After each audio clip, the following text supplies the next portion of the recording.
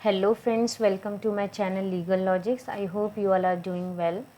दोस्तों, आज इस वीडियो में हम डिस्कस करेंगे फर्स्ट इंफॉर्मेशन रिपोर्ट एफआईआर। बहुत बेसिक टर्म है जो हम डे टू डे लाइफ में कई बार सुनते हैं। इसी से रिलेटेड कुछ प्रोविज़न्स देखेंगे। चलिए स्टार्ट करते हैं। ये मैंने एक इंडेक्स प्रिपेयर किया है जो भी हम इस वीडियो में पढ़ने वाले हैं। Meaning of FIR, section 154 proviso of subsection 1, who can lodge an FIR, how to lodge an FIR, process देखेंगे, how to register non cognizable offences, what are the remedies available if the police refuse to lodge FIR. ये question भी बहुत ज़्यादा पूछा जाता है ना, बहुत ज़्यादा होता है ऐसा। Statutory remedy is judicial remedy and can I pursue the judicial remedy before the statutory remedy, and last one is information furnished through a telephonic message would constitute a valid FIR or not। चलिए start करते हैं। देखिए, सबसे पहले हम देखते हैं meaning of FIR. FIR की डेफिनेशन सीआरपीसी में नहीं दी गई है, बट इसका मीनिंग दिया गया है। इसकी फुल फॉर्म है first information report. FIR is the first document prepared in criminal proceedings. FIR is document that places on record the victim's side of the story. FIR acts as a tool on which the police authorities base and start their investigation. FIR एक basic information है, first information है किसी भी criminal proceeding से related। FIR हमेशा criminal proceeding में ही की जाती है। कोई criminal case है, उसी में ही आप FIR फाइल कर सकते हैं। एक विक्टिम की साइड की स्टोरी को एक्सप्लेन किया जाता है इसमें कि क्या एक विक्टिम है, वो पुलिस स्टेशन जाता है और बताता है कि उसके साथ क्या क्या हुआ है, तो वो फर्स्ट इन्फॉर्मेशन रिपोर्ट बन जाती है पुलिस ऑफिसर्स के लिए, और वहीं से वे अपनी इन्वेस्टिगेशन स्टार्ट करते हैं। सेक्शन 154 ऑफ सीआरपीसी देखते हैं कि every information relating to the commission of a cognizable offence, if given orally to an officer in charge of a police station, shall be reduced to writing by him or under his direction and be read over to the informant, and every such information, whether given in writing or reduced to writing as aforesaid, shall be signed by the person giving it, and the substance thereof shall be entered in a book to be kept by such officer in such form as the state government may prescribe in this behalf। देखिए, section 154 का clause A कहता है कि अगर कोई cognizable offence हुआ है और उससे रिलेटेड कोई इन्फॉर्मेशन, चाहे वो ओरली दी जाती है या रिटर्न दी जाती है, वो एक पुलिस ऑफिसर को दी जाएगी। और अगर वो इन्फॉर्मेशन ओरली दी जाती है तो ये पुलिस ऑफिसर की ड्यूटी है कि वो उसे रिटर्न में रिड्यूस करे और उस इन्फॉर्मेंट को पढ़कर सुनाए, और इस इंफॉर्मेशन पे जो भी इंफॉर्मेंट ने दी है इस पे इस इंफॉर्मेंट के साइन लिए जाते हैं, और इससे रिलेटेड एक बुक प्रिपेयर की जाती है by the police officers. Next है, a copy of the information is recorded under subsection 1 shall be given free of cost to the informant. और जो information as a FIR subsection 1 में दी गई है उसकी कॉपी इंफॉर्मेंट को प्रोवाइड की जाएगी फ्री ऑफ कॉस्ट। नेक्स्ट, एक तरीके की रेमेडी है। अगर कोई पुलिस ऑफिसर आपकी इन्फॉर्मेशन रिकॉर्ड करने से मना करता है तो आपके पास क्या रेमेडी, आप क्या कर सकते हैं। Any person aggrieve by a refusal on the part of an officer in charge of a police station to record the information may send the substance of such information in writing and by post to the superintendent of police. If satisfied that such information discloses the commission of a cognizable offence, shall either investigate the case himself or direct an investigation। देखिए, इसमें कहा जा रहा है कि अगर मान लीजिए कोई पुलिस ऑफिसर आपकी इन्फॉर्मेशन को रिकॉर्ड करने से मना करता है तो आप सबसे पहले सुपरिटेंडेंट ऑफ पुलिस ऑफिसर को एक रिटर्न में बाय पोस्ट अपनी इन्फॉर्मेशन को सेंड करेंगे, और सुपरिटेंडेंट ऑफ पुलिस इस पर कॉग्निजेंस लेगा। या तो वो खुद इस केस से रिलेटेड इन्वेस्टिगेशन को स्टार्ट कर सकता है, या वो किसी भी सबऑर्डिनेट को ऑर्डर देगा उस केस पर इन्वेस्टिगेशन स्टार्ट करने के लिए। सेक्शन 154 ऑफ सीआरपीसी के दो प्रोवाइज़ो दिए गए हैं।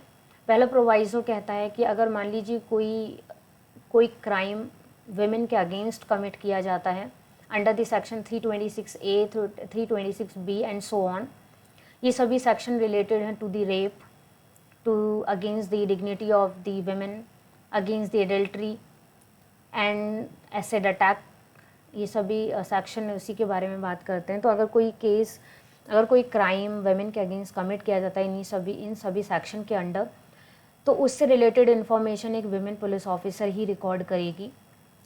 सेकंड प्रोवाइजो कहता है कि अगर कोई पर्सन इन सभी सेक्शन के अंडर कमिट हुए ऑफेंसेस से रिलेटेड कोई इन्फॉर्मेशन देना चाहता है और वो मेंटली और फिजिकली डिसेबल्ड है, तो पुलिस ऑफिसर उसके रेजिडेंस पर जाकर उससे इससे रिलेटेड इन्फॉर्मेशन रिसीव करेगा और उसे रिटर्न में रिड्यूस करेगा। और अगर यहाँ पर किसी तरीके की इंटरप्रेटर की ज़रूरत है तो इंटरप्रेटर की भी हेल्प ली जाएगी। नेक्स्ट कहता है कि जो भी इन केसेस में जब आप इंफॉर्मेशन रिकॉर्ड कर रहे हैं तो ये वीडियोग्राफ भी की जाएंगी साथ के साथ। नेक्स्ट है who can lodge an FIR, कि एफआईआर कौन दर्ज करा सकते हैं। Anyone who has the information, कोई भी पर्सन जिसके पास कोई इन्फॉर्मेशन है किसी भी कॉग्निजेबल ऑफेंस के कमीशन से related. Cognizable offences murder, dacoity, इस तरह के ऑफेंसेस जो सीरियस क्राइम्स हैं उससे रिलेटेड अगर कोई इन्फॉर्मेशन किसी पर्सन के पास है तो वो एफआईआर दर्ज करा सकता है। ये ज़रूरी नहीं है कि वो पर्सन विक्टिम होना चाहिए, ये ज़रूरी नहीं है कि वो विटनेस होना चाहिए। अगर कोई आपके पास किसी भी ऑफेंस से रिलेटेड जो कि कॉग्निजेबल है, अगर आपके पास इन्फॉर्मेशन है तो आप एफआईआर दर्ज करा सकते हैं। How to lodge an FIR, अब हम इसकी प्रोसेस देखेंगे कि इससे रिलेटेड क्या प्रोसेस सीआरपीसी ने प्रोवाइड किया है। तो बहुत सिंपल सा प्रोसेस है कि आपको पुलिस स्टेशन जाना है और अपनी स्टोरी को नैरेट करना है किसी भी पुलिस ऑफिसर को, और वो पुलिस ऑफिसर की ड्यूटी है कि आपकी बताई हुई ओरल स्टोरी को वो रिटर्न में रिड्यूस करेगा। और ये सेक्शन 154 ऑफ सीआरपीसी कहता है कि ये इन्फॉर्मेंट के पास चॉइस है कि वो इस इन्फॉर्मेशन को ओरली भी दे सकता है और इन रिटर्न भी दे सकता है। ये ज़रूरी नहीं है कि आपको वो इन्फॉर्मेशन इन रिटर्न देनी है, आप सीधा पुलिस स्टेशन जाकर जो भी ऑफेंस कमिट हुआ है उससे रिलेटेड इन्फॉर्मेशन ओरली भी दे सकते हैं। ये ड्यूटी उस पुलिस ऑफिसर की है कि वो सभी इन्फॉर्मेशन को राइटिंग में रिड्यूस करेगा। ठीक है, उसके बाद ये इन्फॉर्मेंट से उस रिपोर्ट पर साइन कराए जाएंगे और उसकी कॉपी इन्फॉर्मेंट को दी जाएगी फ्री ऑफ कॉस्ट। नेक्स्ट देखते हैं how to register the non cognizable offences. देखिए अब तक हमने देखा कि जो भी कॉग्निजेबल ऑफेंसेस हैं उसी में हम एफआईआर फाइल करते हैं। तो नॉन कॉग्निजेबल ऑफेंसेस कैसे रजिस्टर किए जाते हैं। तो नॉन कॉग्निजेबल ऑफेंसेस के लिए when the information is given to an officer in charge of a police station of the commission within the limit of such station non cognizable offence, he shall enter or cause to be enter the substance of the information in the book as the state government may prescribe in this behalf and refer the informant to the magistrate. तो देखिए non cognizable offences के case में आप police station जाते हैं तो वो information police officer record करेगा और आपको रेफ़र कर देगा मजिस्ट्रेट के लिए। और इसका रीज़न क्या है वो हम नेक्स्ट में पढ़ते हैं। इसका रीज़न ये है कि नॉन कॉग्निजेबल केसेस में कभी भी कोई police officer without the order of the magistrate investigation start नहीं कर सकता। नॉन कॉग्निजेबल केसेस में पुलिस ऑफिसर के पास ये पावर नहीं है कि वो अपने आप कोई इन्वेस्टिगेशन स्टार्ट करे। मजिस्ट्रेट के पास ही ये पावर है कि मजिस्ट्रेट ये ऑर्डर देता है पुलिस ऑफिसर को कि नॉन कॉग्निजेबल किसी भी पर्टिकुलर नॉन कॉग्निजेबल केस में वो पुलिस ऑफिसर इन्वेस्टिगेशन स्टार्ट करे। नेक्स्ट देखिए any police officer receiving such order, कोई भी पुलिस ऑफिसर अगर किसी नॉन कॉग्निजेबल ऑफेंस में इन्वेस्टिगेशन का ऑर्डर रिसीव करता है मजिस्ट्रेट से तो वो उसी तरह इन्वेस्टिगेशन करेगा जिस तरह से किसी भी कॉग्निजेबल केस में इन्वेस्टिगेशन किया जाता है, except the power to arrest without the warrant. But वो पुलिस ऑफिसर विदाउट वारंट किसी पर्सन को अरेस्ट नहीं कर सकता क्योंकि ये नॉन कॉग्निजेबल केसेस हैं। ओके, नेक्स्ट है where a case relates to or more offences of which at least one is cognizable. मान लीजिए कोई ऑफेंस कमिट होता है और उस ऑफेंस में एटलीस्ट एक ऑफेंस जो है वो कॉग्निजेबल है, तो उस होल केस को एज अ कॉग्निजेबल केस ही ट्रीट किया जाएगा और उसी तरीके से उसकी इन्वेस्टिगेशन होगी। नेक्स्ट देखिए, अगर मान लीजिए कोई पुलिस ऑफिसर आपकी एफआईआर लॉन्च नहीं करता है तो अब हम पर्टिकुलरली इस चीज़ को देखेंगे कि क्या क्या रेमेडीज़ हमारे पास अवेलेबल हैं, क्योंकि ऑलरेडी हम सेक्शन 154 ऑफ CRPC का क्लॉज 3 भी देख चुके हैं, बट हम यहाँ पे इंडिविजुअली देखेंगे और समझेंगे कि क्या रीज़न है इसके पीछे कि कोई पुलिस ऑफिसर मना कर सकता है FIR लॉन्च करने से और वो लीगल होगा। तो देखिए, हमेशा ऐसा नहीं है कि अगर आप पुलिस स्टेशन जाते हैं और आपकी FIR लॉन्च करने से मना कर दिया जाता है तो वो इलीगल है। वो कई बार ऐसा होता है कि वो इलीगल नहीं होता, वो लीगल होता है, और किन केसेस में वो लीगल होता है अब हम वो देखते हैं। देखिए, आप किसी पुलिस स्टेशन जाते हैं FIR लॉन्च कराने और वो ये पुलिस ऑफिसर आपसे ये कहता है कि जो केस आप लेकर आए हैं वो उसके जुरिस्डिक्शन से बाहर है, तो वो FIR लॉन्च नहीं कर रहा है, तो ये लीगल है।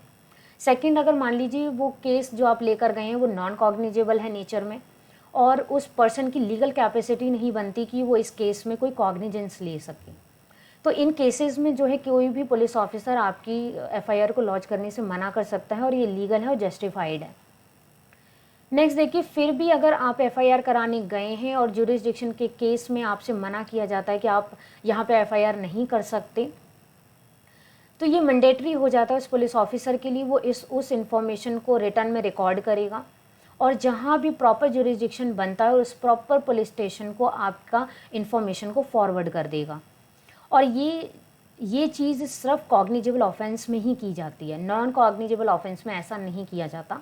सिर्फ अगर कोई सीरियस क्राइम कमिट हुआ है और आप पुलिस स्टेशन जाते हैं, तो अगर उस पर्टिकुलर पुलिस स्टेशन का कोई जुरिस्डिक्शन नहीं भी बनता है, तब भी ये ड्यूटी है उस पर्सन की, पुलिस ऑफिसर की, कि वो आपकी FIR को दर्ज करे और उस से रिलेटेड इन्फॉर्मेशन जो है वो आपके प्रॉपर जुरिस्डिक्शन वाले पुलिस स्टेशन में ट्रांसफ़र कर दे। अगर वो ऐसा नहीं करता तो ये उसकी नेग्लिजेंस ऑफ ड्यूटी में काउंट होता है। देखिए, नेक्स्ट हम देखते हैं स्टैट्यूटरी रेमेडीज़ क्या क्या अवेलेबल है हमारे पास। स्टैट्यूटरी रेमेडीज़ मीन्स जो भी रिटन लॉज हमें प्रोवाइड करते हैं। तो अंडर सेक्शन 154 क्लॉज 3 हम ऑलरेडी देख चुके हैं कि अगर आपकी कोई FIR लॉन्च नहीं करता है कोई पुलिस ऑफिसर, तो आप सुपरिटेंडेंट ऑफ पुलिस ऑफिसर के पास जा सकते हैं और वो पर्सन आपकी इन्फॉर्मेशन को रिकॉर्ड करेगा और किसी भी सबऑर्डिनेट पुलिस ऑफिसर को उसकी इन्वेस्टिगेशन के लिए डायरेक्ट कर देगा। नेक्स्ट सेक्शन कहता है 156 क्लॉज 3 हमारा कहता है कि अगर आप इससे भी सेटिस्फाइड नहीं होते हैं कि आप सुपरिटेंडेंट ऑफ पुलिस के पास गए और आपको वो प्रॉपर रेमेडी नहीं मिलती है, तो आप उसके बाद सीधा मजिस्ट्रेट के पास जा सकते हैं और मजिस्ट्रेट के पास ये पावर है कि वो पुलिस ऑफिसर को डायरेक्ट करेगा उस पर्टिकुलर केस में इन्वेस्टिगेशन स्टार्ट करने के लिए। देखिए, ये एक बहुत डिफरेंट वे है FIR रजिस्टर्ड करने का, क्योंकि FIR आपके पुलिस स्टेशन में रजिस्टर्ड नहीं हुई, इसलिए आप सीधा मजिस्ट्रेट के पास जा रहे हो, मजिस्ट्रेट ही फर्स्टली उसमें कॉग्निजेंस लेता है। तो ये एक डिफरेंट वे है, बट आपकी FIR रजिस्टर्ड होती है। सेक्शन 200 ऑफ CRPC कहता है कि आप सीधा मजिस्ट्रेट के पास कंप्लेंट लेकर जाएंगे ओरली या राइटिंग में, और इसके बाद मजिस्ट्रेट एक हियरिंग कंडक्ट कराएगा और उसके बाद आपको कंप्लेनेंट को और विटनेस को सुनेगा और उसके बाद ही डिसाइड करेगा कि इसमें कोई कॉग्निजेंस लेना चाहिए इस केस में या नहीं लेना चाहिए। और यानी 200 ऑफ CRPC सीधा कहता है कि आप सीधा मजिस्ट्रेट के पास कंप्लेंट लेकर जा सकते हैं, ठीक है। क्योंकि देखिए, FIR जो है वो पुलिस ऑफिसर रिकॉर्ड करता है, बट कंप्लेंट मजिस्ट्रेट के लिए यूज़ होता है। कंप्लेंट आप मजिस्ट्रेट को करते हैं, आप FIR मजिस्ट्रेट को नहीं करते, आप कंप्लेंट करते हैं मजिस्ट्रेट को। तो आप कंप्लेंट लेकर जाएंगे, उसके बाद मजिस्ट्रेट ये डिसाइड करेगा कि इसमें कॉग्निजेंस लेना चाहिए या नहीं, उसके बाद ही वो किसी पुलिस ऑफिसर को इस चीज़ के लिए डायरेक्शन देगा। लेकिन नेक्स्ट रेमेडीज़ आपके पास अवेलेबल है जुडिशियल रेमेडी। जुडिशियल रेमेडी में एक मैंडेमस रिट अवेलेबल है। आप मैंडेमस रिट के लिए डायरेक्ट हाई कोर्ट और सुप्रीम कोर्ट जा सकते हैं। मैंडेमस मीन्स कोई भी पब्लिक ऑफिसर अगर अपनी ड्यूटी परफॉर्म नहीं कर रहा है प्रॉपर तरीके से, तो हाई कोर्ट और सुप्रीम कोर्ट ऑर्डर में उसे कंपेल करेंगे कि उसे अपनी ड्यूटी परफॉर्म करनी होगी। ये रिट फाइल होती है अंडर द आर्टिकल 226 और आर्टिकल 32 कॉन्स्टिट्यूशन ऑफ इंडिया के अंडर, और इसे डायरेक्ट किया जाता है किसी भी पब्लिक ऑफिशियल को कि वो अपनी ड्यूटी को परफॉर्म करे। वो पुलिस ऑफिसर को डायरेक्ट किया जाएगा कि वो आपकी FIR को लॉन्च करे। ये आपकी जुडिशियल रेमेडी है, मैंडेमस। अब देखिए, एक क्वेश्चन आता है कि क्या आप जुडिशियल रेमेडी के लिए स्टैट्यूटरी रेमेडी से पहले जा सकते हैं, या ये ज़रूरी है कि आप पहले स्टैट्यूटरी रेमेडी को यूज़ करें और उसके बाद आपको जुडिशियल रेमेडी के लिए जाना है? तो देखिए, ऐसा तो कोई सेटल्ड प्रिंसिपल नहीं है और ना ही ऐसा कोई एक्सप्रेसली मेंशन्ड है कहीं पर कि आप रिट पिटीशन फाइल नहीं कर सकते अगर आपके पास कोई ऑल्टरनेटिव रेमेडी अवेलेबल है तो। बट स्टिल हाई कोर्ट और सुप्रीम कोर्ट के कुछ डिसीजंस में, जैसे कि Mamata Prajapati versus state of Madhya Pradesh और Sakiri Vasu versus state of UP में, इस तरह के कुछ केसेस में हाई कोर्ट और सुप्रीम कोर्ट डिसीजन देती है कि अगर आपके पास स्टैट्यूटरी रेमेडी अवेलेबल है तो आप पहले उसे यूज़ करें, उसके बाद ही जुडिशियल रेमेडी के लिए अप्लाई करें। तो ऐसा कोई एक्सप्रेसली मेंशन नहीं है कि आप जा नहीं सकते, रिट पिटीशन आप डायरेक्ट भी फाइल कर सकते हैं। बट स्टिल कुछ सुप्रीम कोर्ट के ऐसे डिसीजंस आए हैं कि आप पहले अपनी जो भी अल्टरनेटिव अदर रेमेडीज़ हैं, जैसे कि स्टैट्यूटरी रेमेडी अगर आपके पास अवेलेबल है, आप पहले उसे यूज़ कीजिए और उसके बाद ही आप जुडिशियल रेमेडी के लिए आगे फर्दर मूव कीजिए। देखिए, लास्ट हम देखते हैं कि information furnished through a telephonic message would constitute a valid FIR और नॉट। मान लीजिए अगर आप कोई टेलीफोनिक कॉन्वर्सेशन करते हैं किसी पुलिस ऑफिसर के साथ, तो क्या ये एफआईआर कॉन्स्टिट्यूट करती है या नहीं? तो चलिए देखते हैं। इसका कोई स्ट्रेट फॉरवर्ड आंसर नहीं है, स्ट्रेट जैकेट आंसर नहीं है, क्योंकि आप टेलीफोनिक कॉन्वर्सेशन कर रहे हैं तो ये केस टू केस डिपेंड करता है कि वो एक एफआईआर कॉन्स्टिट्यूट करेगा या नहीं। तो देखिए, एफआईआर ये कॉन्स्टिट्यूट उसी टाइम करेगा कि जब आप किसी पुलिस ऑफिसर को किसी कॉग्निजेबल ऑफेंस से रिलेटेड इन्फॉर्मेशन प्रोवाइड कर रहे हैं। और अगर आप सिर्फ किसी पुलिस ऑफिसर को क्राइम सीन पर, आपका इंटेंशन ये है कि आप उस पुलिस ऑफिसर को क्राइम सीन पर बुलाना चाहते हैं, तो वो एफआईआर कॉन्स्टिट्यूट नहीं करता, उसे आप एफआईआर नहीं कहेंगे। बट अगर आपने कोई फ़ोन कॉल की और उससे आप कोई इंसिडेंट के होने का बताते हैं, आप बताते हैं कि कोई कॉग्निजेबल ऑफेंस कमिट हुआ है और वो इन्फॉर्मेशन वेग नहीं है, क्रिप्टिक नहीं है, तो इस केस में आपकी एफआईआर कॉन्स्टिट्यूट होती है, एक वैलिड एफआईआर बनती है, क्योंकि आपने किसी भी कॉग्निजेबल ऑफेंस की कमीशन से रिलेटेड एक सटीक इन्फॉर्मेशन प्रोवाइड की है पुलिस ऑफिसर को। तो इसलिए हम ये केस टू केस डिपेंड करता है कि आपने किस तरह की इन्फॉर्मेशन पुलिस ऑफिसर को प्रोवाइड की है। ये भी ऑनेबल सुप्रीम कोर्ट के कुछ डिसीजंस के बाद ही पता चला, क्योंकि इससे रिलेटेड भी कोई स्ट्रेट फॉरवर्ड आंसर नहीं है, कोई प्रोविजंस नहीं है एग्जैक्ट कि हाँ ऐसा है कि एफआईआर पर्टिकुलर इस तरह की इन्फॉर्मेशन आप देंगे तो एफआईआर कॉन्स्टिट्यूट होगी, या इस तरह की इन्फॉर्मेशन नहीं देंगे तो एफआईआर नहीं होगी।